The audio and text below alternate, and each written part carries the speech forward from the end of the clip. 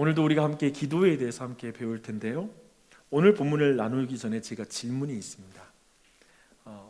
삶의 질이 지난 한 주 동안 좋아지셨습니까? 무슨 질문인가 싶으시죠? 지난주에 기도는 대화라는 거에 대해서 나눴었고, 우리는 대화가 우리의 삶의 질에 너무나 중요하다. 부부간의 대화, 자녀와의 대화, 그처럼 또한 하나님과의 대화가 우리의 삶에 그리고 우리의 운명을 결정한다 라는 거에 대해서 나눴습니다. 그런 의미에서 질문을 드렸습니다. 좀 더 직접적인 질문을 드리겠습니다. 지난주에 말씀을 듣고 나서 하나님과의 대화, 곧 기도를 실천하셨습니까? 끊어졌던 하나님과의 대화를 다시 시도하는 것은 삶의 질을 바꾸는 것입니다. 그리고 간구로 치우친 기도의 문제의식을 가지고 하나님과 인격적으로 풍성한 대화를 나누는 것, 이것은 굉장히 우리에게 기쁜 일입니다. 또한 형식적이고 주문과 같았던 기도, 어쩌면 우리가 하루 기도하면 식사할 때만 하는데요 할 수 있잖아요. 근데 때로는 그것마저도 너무 형식적으로 하는 우리의 기도 생활을 보게 되죠. 그 가운데 어쩌면 그런 기도가 생명력 있는 사랑의 대화로 이렇게 숨이 불어넣어졌다면 그 또한도 우리를 너무나 행복하게 만드는 일이라고 생각합니다. 그래서 다시 한번 여러분 질문합니다. 하나님이 주신 말씀에 순종하는 마음으로 기도를 시도하셨습니까? 약간 마지막 질문 좀 다릅니다. 기도를 시도해 보셨는지, 그냥 잘하거나 어쩌면 기도를 오랫동안 쉬었다면 여러분이 기도할 때 큰 벽을 느꼈을 것이고요, 기도가 쉽지 않다라는 느낌을 받았을 것입니다. 저는 말씀의 은혜를 받고 그리고 말씀에 순종하고 싶은 갈망을 갖는 것, 그리고 그 말씀에 순종해서 우리가 구체적으로 기도하는 행동을 하는 것은 정말 사람의 힘으로 불가능하다고 생각합니다. 그래서 성경은 늘 성령을 우리에게 보내주셨다, 그리고 우리에게 기도하라는 교훈을 주셨습니다. 여러분에게 성령이 도우심 가운데 말씀에 순종하는 은혜가 있기를 바랍니다. 근데 저는 이 말씀에 순종한다라는 이 주제의 중요성에 대해서 제가 여러분에게 꼭 하고 싶었던, 한 번은 꼭 나누고 싶은 하나의 이야기가 있습니다. 그것은 C.S. 루이스의 책인 스크루테이프의 편지의 한 부분의 내용, 그 내용을 여러분과 한 번은 나누고 싶었어요. 이 책은 삼촌 마귀가 조카 마귀에게 환자, 곧 그리스도인을 어떻게 유혹하고 타락시킬 것인지에 대해서 조언하는 편지 모음집입니다. 흥미롭죠?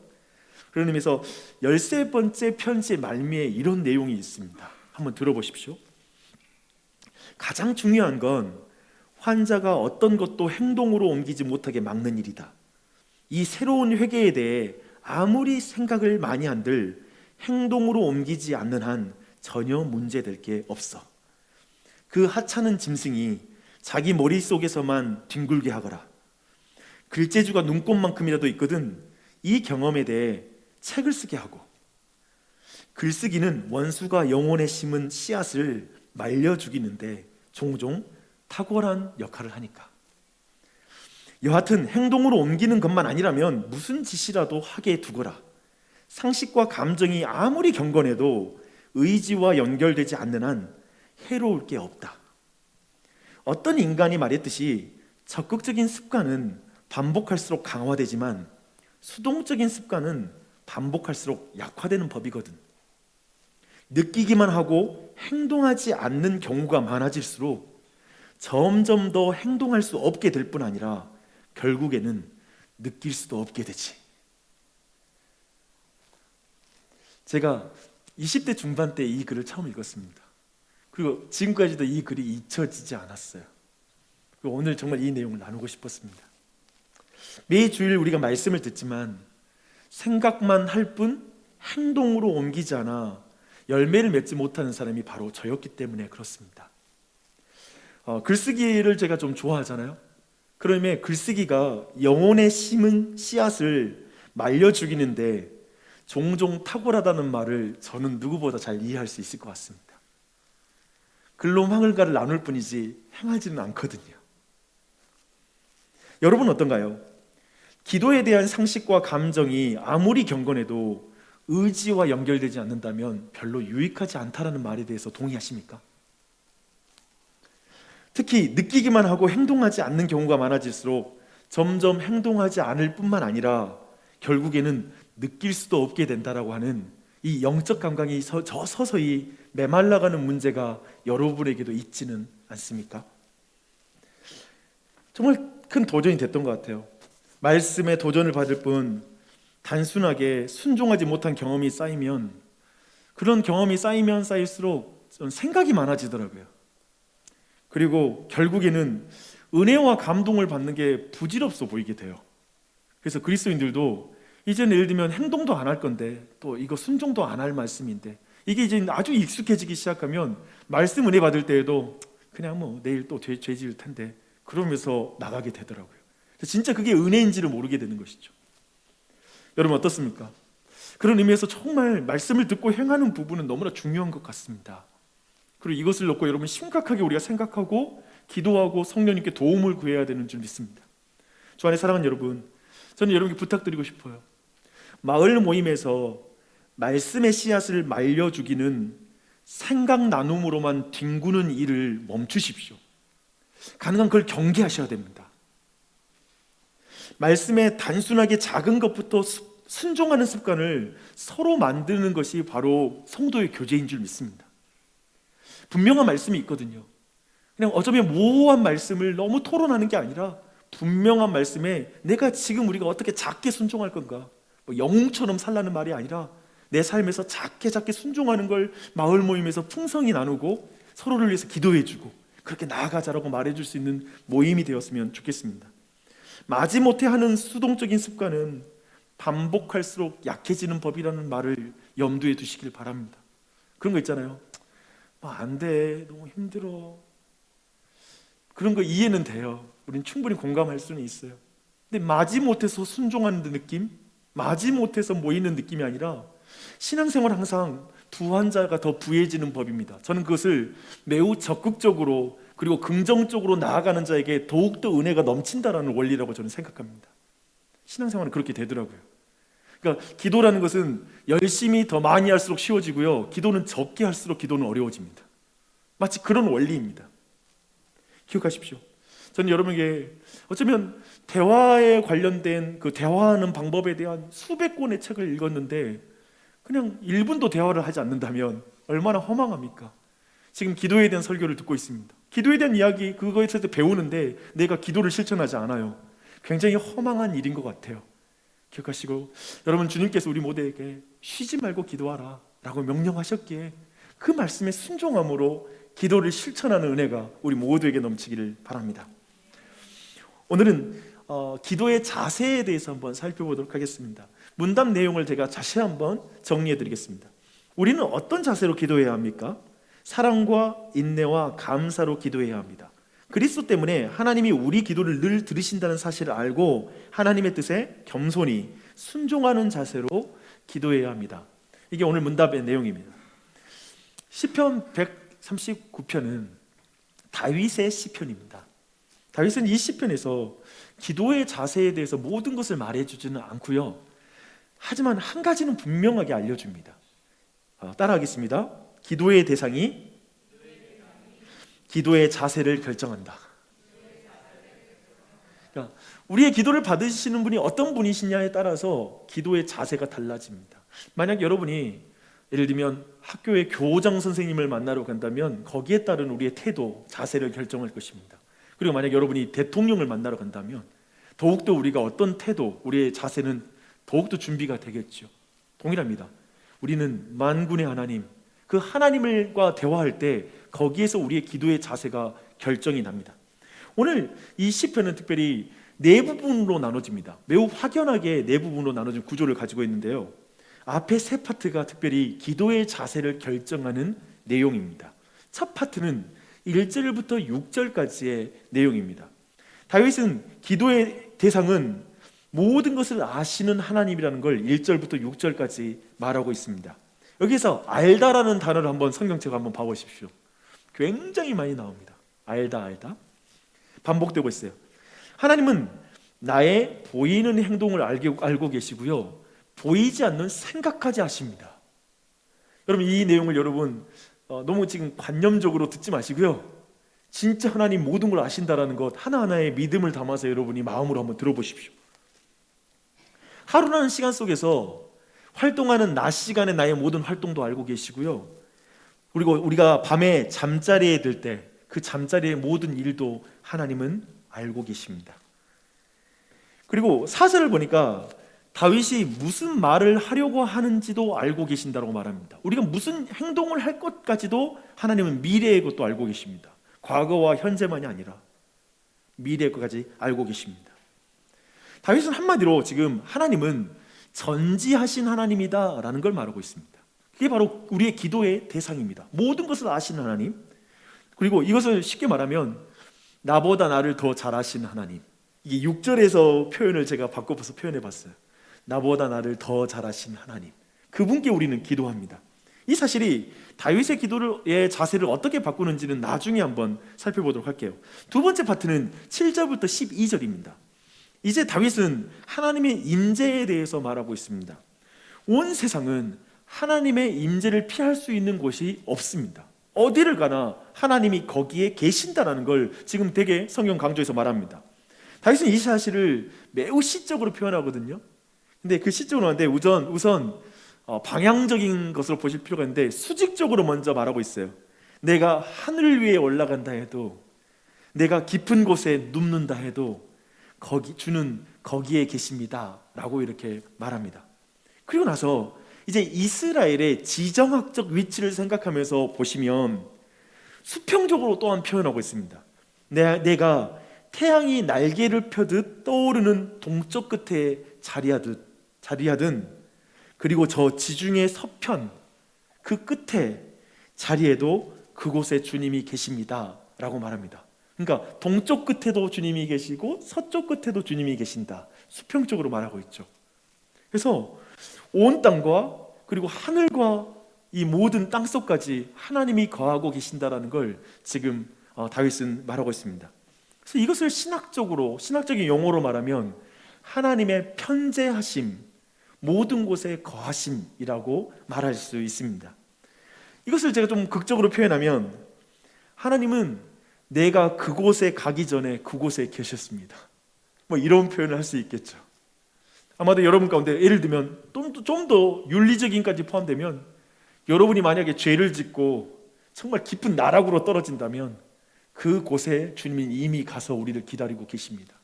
내 비참한 상황의 모든 상황들 아시고 먼저 가서 우리를 기다리시지 거기에 내버려 두고 하나님이 없는, 나 혼자 외로이 있는 곳은 없습니다, 이렇게도 말할 수가 있을 것입니다. 하나님은 그런 분이세요. 하나님은 어디에나 계세요. 이것을 두 번째로 말하고 있습니다. 그래서 이제 세 번째 파트를 볼게요. 세 번째 파트는 13절부터 18절까지의 내용입니다. 다윗은 이제 하나님의 능력을 찬양합니다. 하나님의 그 능력은 뭐냐면 다윗의 몸을 창조하신 그 창조의 능력, 창조주의 능력을 찬양하는 내용입니다. 다윗은 자신이 신기하고 놀랍게 만들어졌다는 것에 대해서 감탄을 표현해요. 그런데 이것은 단순히 그 인체의 신비를 의학적으로 이해해서 찬양하는 그런 의미는 아닙니다. 그런 거 있잖아요. 우리 몸이 신비해요, 애들 책 읽히는데요. 그런 의미에서 찬양하는 것을 넘어서 항상 성경에서 창조의 능력을 말할 때에는 하나님이 계획을 이루시는 능력을 말하는 것입니다. 즉 하나님이 계획대로 사람을 창조하셨다. 그리고 그 사람을 하나님의 계획대로 인도하신다. 그래서 그 계획을 이루실 수 있는 능력의 하나님, 이런 개념으로 우리는 능력의 하나님을 생각하시면 됩니다. 그래서 이것은 마치 어쩌면 그렇죠. 우리가 부모님께 이번에 추석에 가서도 날 낳아주신 것에 감사해요 이렇게 표현하지만 그 말이 생물학적으로 낳아줬다는 것만 감사한 게 아니라 사실 우리를 키우시면서 여러 가지 수고로, 지혜로, 그리고 여러 가지 마음을 써주시는 모든 것을 함께 우리가 고백하는 게 낳아주셔서 감사합니다라는 그 표현이잖아요. 마치 그렇게 함께 있는 표현과 같아요. 주님의 능력을 찬양한다는 건 그분의 계획을 이루시는 찬양이에요. 근데 17절을 한번 보십시오. 그 내용이 나옵니다. 오 하나님, 주의 생각들이 내게 얼마나 소중한지요, 그것들이 얼마나 크고 많은지요. 창조주 하나님은 창세전부터 가지신 계획대로 나를 지으셨고, 내가 어머니의 자궁에 착상할 때부터 주님은 함께 하셨고, 성장하는 과정 속에 주님의 계획을 주님은 이루셨습니다. 할렐루야. 이런 찬양의 내용입니다. 이런 내용을 가지고 있습니다. 이제 여기까지 내용 좀 정리해 보겠습니다. 다윗은 하나님이 무한한 지식과 무한한 능력을 가지신 분이라고 말하고 있습니다. 그리고 나서 그 전지전능한 분이 무소부재하시다, 아니 계신 곳이 없다, 어디에나 편재하신다라는 것을 분명하게 강조하고 찬양하고 있습니다. 하나님은 모태에서부터 다윗과 함께 하셨다. 그리고 또한 이 단순히 여기서 주의할 거 뭐냐면 그 사실이 나와 상관없는 게 아니에요. 철저히 다윗은 자신의 구체적인 삶과 자신과 상관있게 그 무소부지하신 하나님, 전지전능하신 하나님께서 나와 관련돼서 고백하고 있다는 걸 주목하셔야 됩니다. 다윗에게 하나님은 나의 아버지예요. 이걸 주목하셔야 돼요. 그냥 하나님은 나의 아버지예요. 그걸 분명히 말해요. 그래서 하나님은 모태에서부터 다윗과 함께 하셨습니다. 그리고 다윗의 날을 정하셨다라고 말하고 있습니다. 쉽게 말해 다윗의 잉태의 순간부터 인생의 마지막 날까지 모든 것은 하나님의 계획대로 이루어진다. 자신이 그걸 고백하고 있는 것입니다. 그래서 다윗은 피할 수 없는 무한한 하나님의 임재 아래에 있다고 고백합니다. 여기 중요한 게 있습니다. 하나님의 임재를 피할 수 없다는 걸 아주 중요하게 자주 시편에서 오늘 보면 그게 강조되어 표현되고 있습니다. 이 피할 수 없는 하나님의 임재에 대해 사람들은 두 가지의 반응을 보이는 것 같습니다. 먼저는 무한한 하나님을 피하는 반응을 보입니다. 이게 첫 번째 오늘 제가 살필 부분입니다. 두 번째, 무한한 하나님께 피하는 것입니다. 하나님께 피하는 것과 하나님으로부터 피하는 것, 이 두 가지의 반응이 이 무한하신 하나님 그리고 무소부지하신 하나님에 대한 인간의 반응입니다. 이제 이 두 반응을 차례대로 살펴볼 텐데요, 여러분이 자신이 전지전능하고 편재하시는 하나님, 나 혼자 아무도 보지 않는 순간에 그곳에서 나를 보고 계시는 하나님, 그분을 믿는다라면 여러분이 어떤 느낌을 거기에서 갖는지를 한번 생각해 보십시오. 그리고 여러분은 정말 전지전능하시면서 편지하신 하나님을 내가 진짜 근본적으로 믿고 있었던가? 이걸 내가 어떻게 믿고 신앙생활을 했는지를 한번 질문하면서 오늘 이 내용 한번 들어보시기 바랍니다. 첫 번째 반응, 하나님으로부터 피하는 반응을 보겠습니다. 전지전능하고 편지하신 하나님께 사람들이 가진 본능적인 반응이 뭐냐면, 본성적인 반응이 하나님을 피하는 것입니다. 이 반응은 최초로 범죄한 아담과 하와에게서 우리는 가장 먼저 발견할 수가 있습니다. 범죄 후에 아담과 하와는 무화과 나무 잎으로 자신의 몸을 가리고 나서 이제 하나님이 거니시는 소리를 듣게 됩니다. 즉 하나님의 임재를 이제 음재하시는 소리를 듣게 되는 거죠. 그 소리를 듣고 나서 아담과 하와는 나무 사이에 숨어 들어갑니다. 피하는 것이죠. 하나님의 임재를 피하는 것입니다. 그래서 전지전능하고 편지하시는 하나님, 곧 5절에서 앞뒤로 나를 둘러싸고 계시는 하나님은 인간 편에서, 그리고 죄인에게는 근본적으로 부담스럽습니다. 그리고 두려운 분입니다. 그러니까 아무도 보지 않을 때 나를 본다는 사실이 어떤 사람에게는, 죄인에게는 사실 두렵고 불쾌한 일입니다. 죄인은 자신을 둘러싸고 계시는 하나님께 안정감을 느끼는 게 아니라 속박감을 느껴요. 아이에게 부모가 곁에 있는 건 안정감이잖아요. 근데 옆에 살인마가 있다면 그건 불안한 일이죠. 그러니까 지금 죄인은 근본적으로 하나님을 타자로 느끼면서 자신을 공격할 자라고 생각하기 때문에 가까이 있는 게 싫은 것입니다. 그리고 계속 지켜본다는 것도 부담이에요. 그래서 우리의 일거수일투족을 아시는 하나님, 그것은 계속해서 나에게 꼬투리를 잡아서 뭔가 죄를 뒤집어 씌워서 벌을 내리려고 하는 하나님, 어쩌면 그렇게 감시하고 통제하려고 하는 하나님처럼 느끼기 시작하는 것이죠. 방금 말한 것처럼 사람들 그걸 왜 원하지 않는지 좀 더 우리 한번 생각해 보겠습니다. 왜 사람들이 정말 이 하나님을 많은 죄인들이 원치 않냐면 통제권을 갖고 싶기 때문에 그렇습니다. 이걸 좀 주의해 보십시오. 사람들은 통제를 하고 싶어요. 뭘 통제하고 싶냐면 나에 대한 정보를 내가 조절하고 싶어 합니다. 그래서 여러분, 누군가 대화를 보십시오. 철저히 자기 중심으로 질문을 받지 않고 내가 질문하면서 나에 대해서만 알려주는, 나에 대해서는 거의 안 알려주고 상대의 정보를 내가 마음대로 캐내려고 하는 경우, 이게 이제 면접 볼 때 있죠. 근데 면접 볼 때 대화가 일상에서 있으면 안 되는 대화예요. 그런 대화는 있을 수 없어요. 철저히 일방적이죠. 그리고 나를 알려주지 않죠, 면접관들이. 그것처럼 이렇게 통제하는 위치에 올라가는 거 사람들에게 하나님이 되는 기분을 느껴요. 내가 면접관이 될 때 굉장히 높아진 느낌 들거든요. 내가 질문할 수 있고, 내가 사장이 된단 말은 뭐냐면 모든 정보에 대해서 내가 독점하는 거거든요. 내가 물어보고 대답하기 싫으면 안 하고, 이럴 수 있는 위치에 오른다는 말이거든요. 그러면서 사실 모든 인간은 자신의 삶을 통제하면서 이렇게 기도하기도 합니다. 내가 주인이 되어서 정보를, 삼신 할머니 믿는 이들도, 그리고 타 종교를 믿는 이들도, 심지어 교회 안에 있는 이들도, 사람들도 필사적으로 자신을 신에게 알리기를 원합니다. 내 필요한 거, 내가 원하는 거에 대해서는 필사적으로 알리죠. 신에게 받아내기 위해서죠. 하지만 신을 포함해 타자에게 자신의 모든 것이 보여주는 것은 원치 않습니다. 이거요, 모든 것이라는 표현을 여러분 주목하십시오. 모든 것이 하나님에게 알려지기는 원치 않습니다. 보여주는 것만 알려주고 싶고, 보여주는 것은 알려주고 싶은 것만 알리기를 원하는 거예요. 만약 그런 통제권을 잃어버리고 다른 사람이 내가 원치 않는 것까지 나에게서 보는 것을 끔찍히 두려워합니다. 개인정보를 보호하는 이유, 수많은 이유는 여기에 있죠.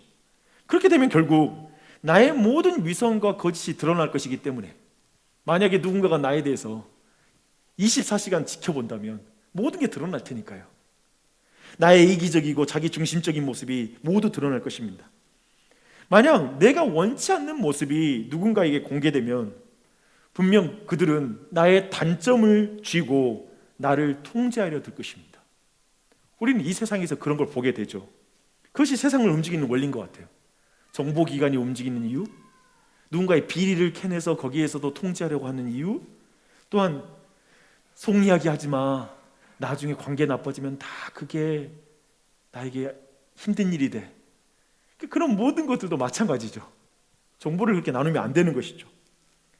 최근에 여성들의 신체 사진 등을 가지고 협박해서 성노예화 시키거나 학대하는 일들, 그런 영상들을 만나서 유포되는 문제가 사회적인 문제가 됐습니다. 그걸 요즘 가스라이팅이라는 그런 표현을 쓰더라고요. 그것도 동일한 것이죠. 상대의 어떤 단점, 정보를 알아내서 통제하는 것 말입니다.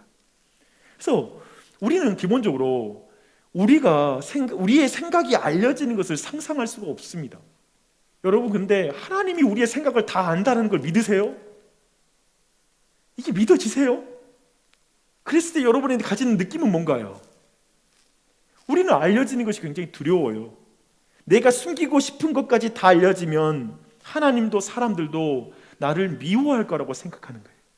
나를 싫어할 거라고 생각하는 거예요. 그래서 우리 모두는 어떠한 선을 그어서 자신에 대한 정보를 알려주는 것입니다. 기도라는 주제에서 한번 이걸 볼까요? 우리는 사실 기도라는 것 자체는 하나님께 사랑받기 위해 하는 것입니다. 그래서 하나님께 내 정보를 알려드리죠. 하나님, 나는 이게 필요해요. 이런 상황이에요. 이렇게 하나님께 정보를 드려요. 근데 우리는 하지만 사랑받고 싶어서 모든 것이 알려지는 것은 원치 않습니다. 모든 것은 알려지는 것은 원치 않습니다. 그래서 이 마음이 있는 거예요. 사랑받고 싶어서 기도하고요, 사랑받고 싶어서 모든 걸 기도하지는 않아요. 모든 걸 하나님께 알려지기는 원치 않아요. 아담 이후로 죄인은 늘 이런 식으로 하나님을 피해갑니다. 기도에서마저도 그래요. 그래서 이것을 첫 번째로 보고 싶은 부분이에요. 이게 하나님을 피하는 반응입니다.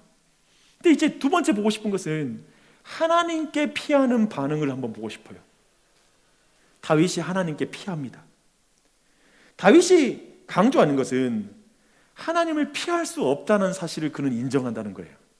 도저히 피할 수 없다는 것입니다. 여러분, 하나님 피할 수 없습니다. 다 아세요. 너무 부끄러워하지 마세요. 여러분이 어떤 상황이 있는지, 어떤 죄 가운데 있는지, 어떤 무너짐 가운데 있는지, 여러분 가정 상황, 다른 사람한테 말 못하는 모든 것 하나님이 아세요. 다윗은 정직하게 하나님 앞에 모든 부끄러운 죄악을 드러내고 자신의 운명을 하나님께 맡기기로 결정합니다. 이 태도로 가버립니다. 또 하나님께 피하기로 결정한 것입니다. 그래서 23절과 24절을 쉬운 성경으로 제가 읽어드릴게요. 오 하나님, 나를 살피시고 나의 마음을 알아주소서. 나를 시험하시고 나의 뜻을 살펴주소서. 혹시 내 안에 무슨 악한 이 길이 있는지를 살피시고 나를 영원한 길로 인도해 주소서. 그러니까 여기서 다윗에게서 소극적으로 피하는 것은 전혀 없어요. 전지전능하시고 무소부지하신 하나님 앞에 다윗은 전혀 피하지 않아요. 도리어 하나님 다 알아. 그러므로 하나님 앞에 보십시오. 내 마음에 뭐가 있는지를 보십시오. 내 삶에 무슨 일이 있는지를 보십시오. 내 가정에, 그리고 이 모든 상황을 주님 다 보시옵소서. 그리고 그 안에서 내가 악한 길을 걷고 있다면 나를 주님의 선한 길로 인도해 주시옵소서. 주님 앞에 솔직하게 그 모든 걸 주님에게 운명을 맡기는 거예요. 그리고 주님을 의지하는 거예요. 이것이 기도입니다. 하나님께 피하는 것입니다. 어떻게 다윗이 하나님으로부터 피하지 않고 하나님께 피하는 사람이 됩니까? 이 차이는 어떻게 나타날까요? 하나님이 어떤 분이신지 알았기 때문입니다. 이것입니다. 좀 더 나가야 됩니다. 뭐냐면 다윗은 하나님이 선하신 분이라는 걸 압니다. 선하신 아버지라는 걸, 언약의 하나님이라는 걸 알고 있습니다. 하나님은 분명히 수많은 눈으로 자기를 보고 계시는 분이에요. 성경은 계시록도 그렇고요. 여러분 특별히 막 눈이 많이 달린 짐승이 등장하거나 하는 걸 보잖아요. 환상 가운데 철저히 하나님은 온 세상을 감시하고 있고 보고 있고 전체의 모든 일들을 다 알고 계십니다. 자신의 모든 것을 다윗 또한 하나님이 알고 계심에도 하나님이 자신을 협박하지 않는 분이시라는 걸 믿고 의지하는 것입니다. 하나님이 그것으로 자신을 가스라이팅 안 한다. 하나님이 다윗의 치부를 이용해 하나님을 심리적으로 의존하게 만드는 그런 가스라이팅이 아니다. 사실 많은 종교학자 그리고 세상 사람들이 기독교에서 그렇게 말하거든요. 기독교는 사람들의 죄책감을 자극해서 하나님을 의지하게 만들어. 그러니까 철저히 죄를 이용하고 설교자들도 인간의 그 죄를 건드려가지고 죄책감을 많이 줘서 하나님을 의지하게 만드는 그런 사실상 가스라이팅이야. 심리적으로 의존하게 만들고 목사에게 의존하게 만드는 종교야 라고 이렇게 비난하는데, 아니요, 성경은 그걸 말하는 게 아닙니다. 그 증거가 무엇입니까? 예수 그리스도의 십자가를 보십시오. 십자가는 하나님께서 우리의 바닥까지 다 하세요. 우리의 바닥까지 다 하세요. 하지만 그걸 다 보셨음에도 죄인을 사랑하시는 하나님을 우리에게 드러냅니다. 빅데이터를 가진 자가 세상의 모든 권력과 부를 지배한다고 말하지 않습니까? 정보를 갖는 자, 모든 걸 아는 자가 모든 걸 가진 시대라고 말하지 않습니까? 하지만 진정한 모든 데이터를 가지고 계신 하나님께서는 도리어 그 세상에 의해서 십자가에 달려 죽으십니다. 그 세상이 그리스도를 뭐라고 말합니까? 그들은 로마와 아니면 이 세상의 데이터를 가지고 예수를 평가합니다. 저런 존재는 하나님의 아들일 수 없어, 메시아일 수 없어. 그래서 십자가에 매달아 죽입니다.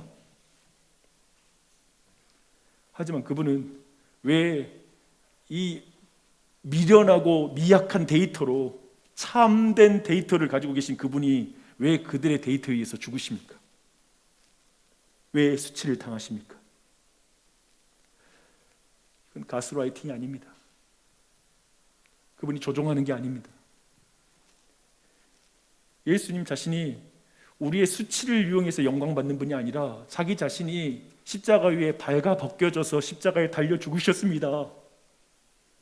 예수님이 그런 분이십니다. 내 치부를 가려주기 위해서. 첫사람 아담과 하와는 동물을 죽여서 그 가죽으로 가려줬지만 이제 우리는 예수 그리스도의 살과 피로 가려주셨습니다. 어쩌면 흑암이 덮고 두른 인생의 밤을 벗어날 수 없는 우리를 대신해 십자가에 달리신 예수님 위에 있는 해가 어둠으로 바뀌었습니다. 우리에게 빛을 주시기 위해. 사랑받지 못하고 버려질 우리를 대신해 십자가 위에서 하나님께서 철저하게 버려지셨습니다. 가스라이팅이 아닙니다. 그것이 아닙니다. 다윗은 분명히 보십시오. 성령님의 도움으로 하나님의 은혜, 그리스도와 함께 전지전능하신 하나님과 그 편재를 의식하고 있습니다. 그래서 하나님께 피할 수 있는 것이죠. 하나님의 은혜, 그리스도와 함께 하나님의 전지전능과 편재를 본다면 모두 도망치고 싶죠. 왜냐하면 내 죄가 다 드러날 거니까. 그분이 선하심을 믿을 수가 없으니까. 그러나 십자가를 통해서 하나님의 선하심을 만난 자들은 하나님의 편지하심과 그리고 하나님의 전지전능하다는 사실이 우리에겐 안전이 되고 위로가 되고 그게 너무나 좋은 거예요. 그래서 다윗은 주께서 앞뒤를 둘러싸고, 즉 서라운드 뷰로 보시는 게 안전하다고 말하는 거예요. 그냥 다 봐달라는 거예요. 하나님은 선하시니까. 혹 내가 죄를 범할 때도 있지만 그래도 하나님은 끝까지 날 사랑해 주실 거 믿으니까 그렇게 나를 끝까지 봐달라고. 19절부터 마지막 단락이 바로 다윗이 처한 상황을 엿보게 해주는 부분이 마지막 단락이기도 합니다. 사실은 지금 다윗이 원수들 사이에 둘러싸여 있습니다. 주변에 있는 사람들이 자기 뜻대로 안 움직입니다. 그리고 매우 공격적입니다. 자신의 삶에 정말 지금 내동댕이 쳐진 것 같고 외롭습니다. 다윗의 대적들 가운데, 그럼에도 다윗이 대적들 가운데 안전한 이유는 뭐냐면 다윗을 가장 잘 아시는 하나님, 전지전능한 하나님이 어디에나 다윗과 함께 계시기 때문에, 그러니까 너무 안정감을 느낍니다.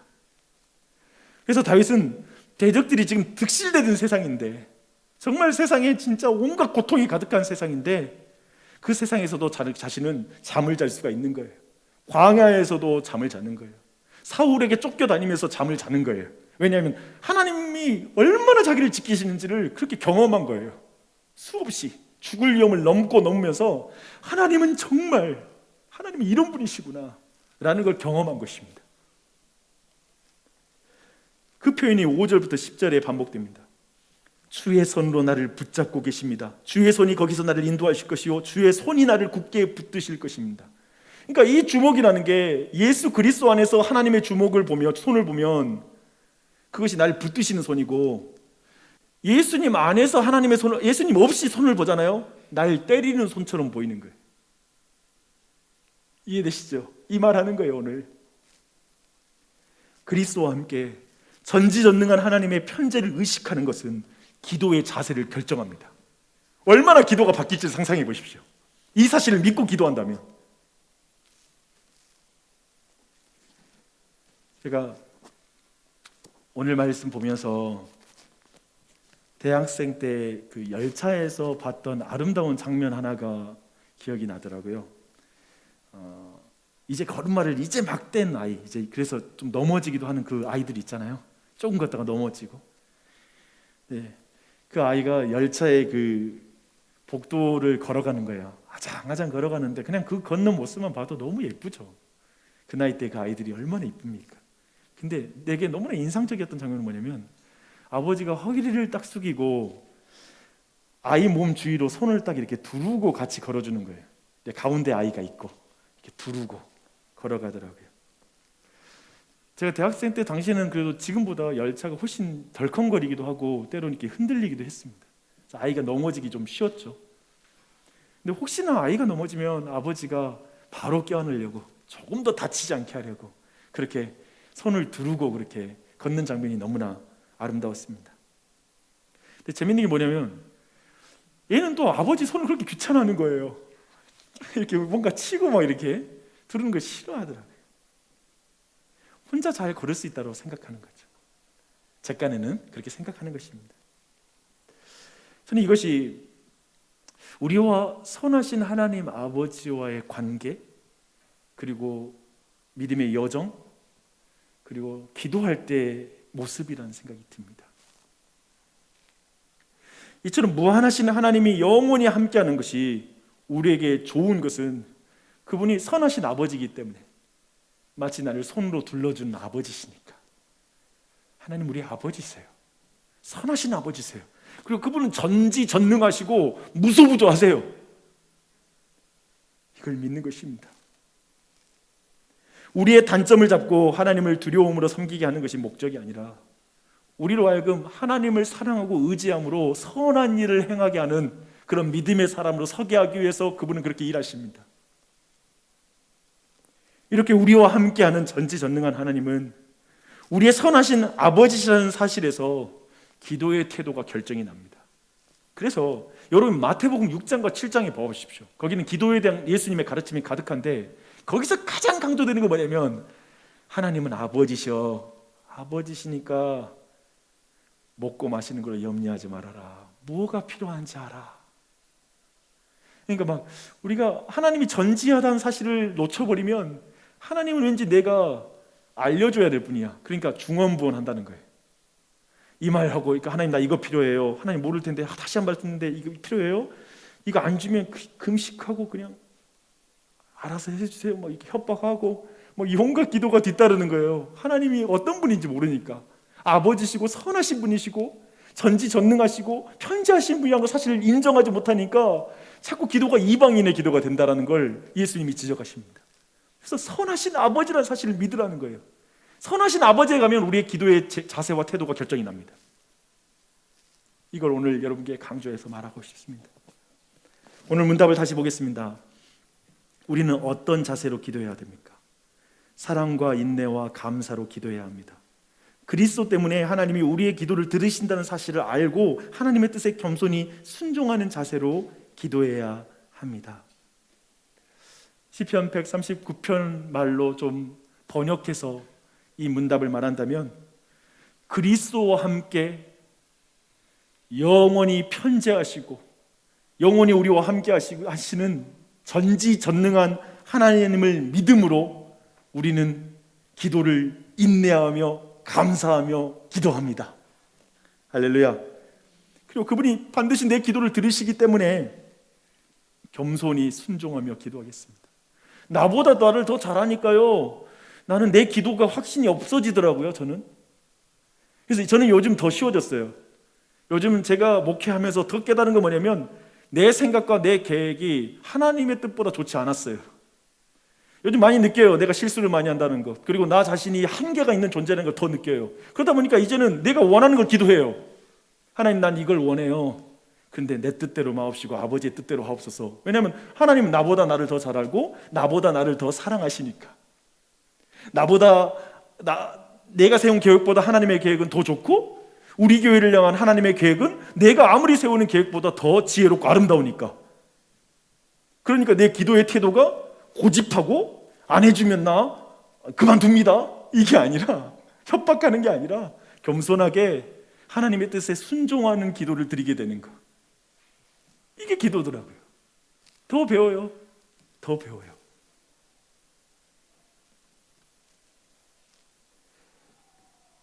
사랑하는 여러분, 그렇게 기도를 배워갔으면 좋겠습니다. 사실 오늘 시편의 마지막 단락은 그렇게 우리가 기도하는 우리의 현실이 녹록지 않다는 걸 말하고 있습니다. 우선은 세상이 악합니다. 두 번째, 우리 자신이 악합니다. 첫 번째 문제는 뭐냐면 이 세상이 하나님이 전지하시고 전능하시고 하나님이 무소부지한 걸 무시합니다. 하나님이 없다고 말합니다. 그런 세상에서 우리가 살아간다는 건 너무 힘이 듭니다. 고생스럽습니다. 그러나 그 세상 속에서 우리가 믿음을 가지고 그리스도와 함께 하나님의 편지하시고 전지전능한 것을 선포하며 살아가는 것, 그게 바로 우리의 길인 줄 믿습니다. 그래서 우리는 이 세상에 하나님의 뜻이 하늘에서 이루어진 것처럼 이 땅에도 하나님의 뜻이 이루어지기 원합니다 라고 기도하는 삶을 낙심하지 말고 인내하며 기도해야 돼요. 오늘도 태도가 나오잖아요. 인내하라. 왜냐하면 현실이 그렇기 때문에. 현실은 우리가 생각하는 그런 파라다이스는 이루어지지 않는다는 것이죠. 인내하며 기도하며 나아갔으면 좋겠습니다. 두 번째는 아까 말한 대로 우리 자신이 범죄 가운데 있을 때가 있어요. 그럴 때가 있거든요. 우리는 하나님의 전지하심을 알면서, 전능하심을 알면서, 하나님의 편지하심을 알면서 죄를 지을 때가 있습니다. 근데 이건 진짜 나쁜 겁니다. 전자들은 하나님을 모르고 죄를 짓는 거라면, 교회 안의 죄악은 뭐냐면 하나님이 어떤 분인지 알면서 죄를 짓는다는 것입니다. 근데 이거 보는데 요나가 생각이 나는 거예요. 오늘 말씀 전반과도 연결이 되는데요. 요나가 하나님 뜻이 뭔지 알면서 니느웨 땅이 구원받는 줄 동쪽에 있거든요. 동쪽으로 가서 니느웨 가야 되는데 니느웨로 가서 구원을 선포해야 되는데 너무 싫으니까, 죽어도 싫으니까 배 타고 서쪽 다시스로 가기로 결정해요. 근데 하나님이 서쪽으로 가도 하나님이 계세요. 풍랑을 만나요. 풍랑을 만나자 이제 이 아주 고약한 선지자 이 요나가 얼마나 하나님을 아는데도 죄를 짓냐면 자기를 바다로 빠뜨리라고 해요. 그러면 바다가 잠잠해질 거라고. 쉽게 말하면 뭐냐면, 나 바다 밑으로 내려가서 그냥 죽는 한이 있어도 난 니느웨는 안 가, 이렇게 말한 거예요. 그래서 바다에 빠져요. 내려가요. 근데 바다 밑에도 하나님이 계시네요. 물고기가 요나를 탁 먹고 그를 살리시네요. 그거 보는데 나를 보는 것 같아. 우리를 보는 것 같지 않습니까? 참 하나님을 안다고 하면서 그렇게 우리는 정말 하나님의 뜻을 벗어날 때가 있는 것 같아요. 주님이 기도하라 말씀할 때 불순종할 때도 있고, 주님 뜻을 알면서도 싫은 거예요. 그래가지고 괜히 그렇게 육신대로 갈 때가 많이 있어요. 넘어질 때가 많이 있어요. 근데 하나님이 택한 자들을 안 버려요. 거기에도 계세요. 내가 침체되어 가서 들어갈 곳, 죄 짓고 넘어질 곳, 내가 마땅히 당해야 될 심판, 그 자리까지, 심지어 예수 그리스도는 음부에까지 내려가세요. 그리고 우리를 건지세요. 그러니 그 예수님께 감사하며, 여러분이 어떤 삶의 환경에 있을지라도, 병원의 응급실에 들어가도, 어쩌면은 호스피스 병동에 들어갈 때에도 거기에도 하나님 계신다. 이번에 송나영 사모님 장례식 했는데, 장례식 하는데 참여했던, 서울에 계신 분이 참여한 자기의 마음을, 장례식에 대한 소감, 마지막 발인 예배에 대한 소감을 누가 쓴 것을 받았어요. 너무 은혜가 됐다는 거예요. 사실 너무 슬픈 장례식이었어요. 애들이 초등학생, 중학생 이제 막 됐으니까, 이제 47에 돌아가셨으니까 이런 장례식 제일 슬프죠. 힘들잖아요.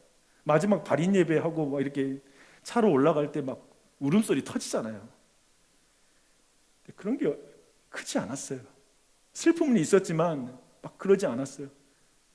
근데 그 모임 가운데 정말 하나님을 찬양하고 하나님이 이 모든 것을 다스리신다는 고백, 오늘 이 말씀의 내용들이 말씀 선포의, 기도의 모든 내용에 이런 모습이 선포가 되는 거예요. 근데 그 자리에 계신 분들이 정말 그렇게 믿음으로 견고하게 바라보는 거예요. 그걸 보면서 저는 장례식 때 울면 안 된다는 말 하는 거 아니에요. 통곡하면 안 된다는 말 하는 게 아니에요. 무슨 의미인지 아시죠? 우리가 어디를 가더라도, 어떤 상황이 처해도 거기 하나님 계십니다. 하나님 함께 하실 거고 지키실 거고, 그의 백성들을 하나님이 보호하시고, 저 대적이 득실거려도 거기서 구원하세요. 이걸 믿고 기도하십시오. 기도하십시오. 다시 한번 부탁드립니다. 기도하십시오. 결단하십시오. 오늘 저녁부터 어떻게 할지, 이번 주 어떻게 기도할지를 결단하십시오. 그렇게 하나님의 선한 아버지, 그 전능하고 무소부재하시며 날 다 아시는 그 하나님 앞에 좀 더 자유롭게 하나님의 자녀로 편안하게 하나님과 대화를 나누십시오. 그럼 복된 은혜가 넘치길 바랍니다. 아멘.